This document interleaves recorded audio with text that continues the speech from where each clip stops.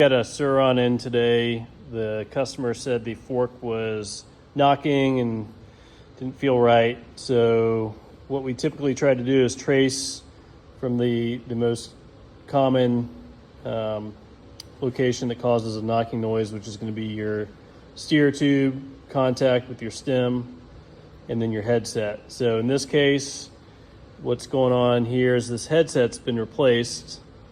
In the upper cup, which is this black part, has a race in it, and this race is not seated all the way down inside the cup on the top, and then also underneath here,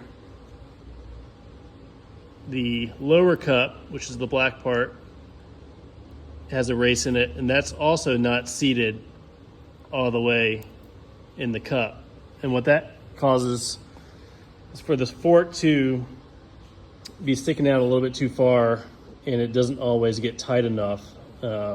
As you tighten it, it can also press in these and it gets loose as you ride. So you want to make sure that these are always seated all the way down, and I'll show you how to do that. Remove these cups if you're using the ones you already have. It's better to remove it and do it without it on the bike, otherwise you got to really brace your bike because you can really mess it up. Flip it off the stand. So we use this tool that knocks these out.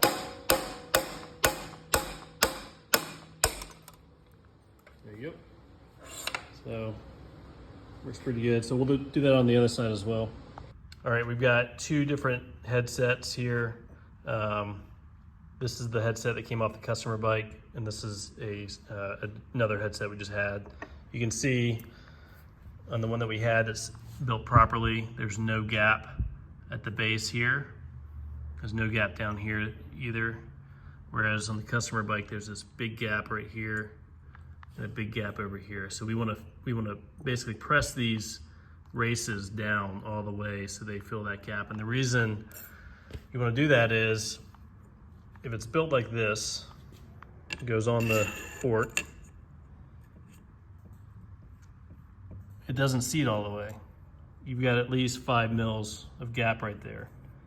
If you take one, it's built properly, it goes all the way down, and it's seated flush, and the little O-ring that's on your crown race, in theory, fills that gap in there and keeps water and dirt from getting up here. So we want these to be built properly. If you don't have this built properly, like I was saying before, as you ride, this could start to go down and seat, and then your whole system becomes loose and wobbles and shakes and knocks because this was never seated properly. So we're gonna do that now. So the way we're gonna get this thing to seat for the lower cup, we're actually gonna use the upper cup as a press. So basically we're gonna take that ledge right here. We're gonna seat that on the race, put a board on there, keep it flat the best you can, and then keep it on a hard surface. And all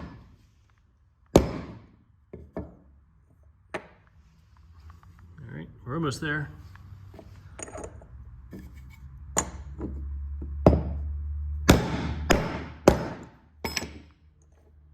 There we go.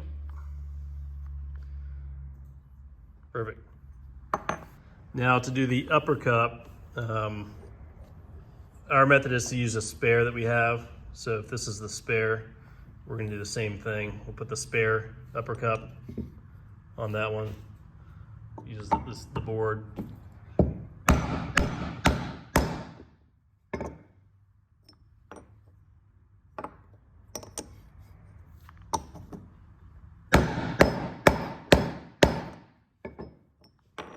There we go.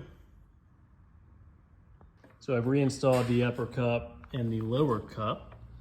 So when you slide your crown and steer tube up, you'll see it's now seated properly. There's no gap down there. And then we can install the upper portion pieces.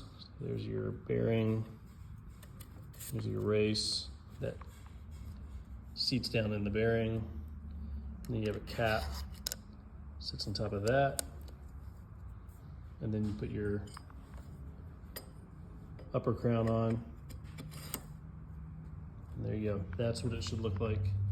Now you can always add spacers here if needed to raise and lower your upper crown.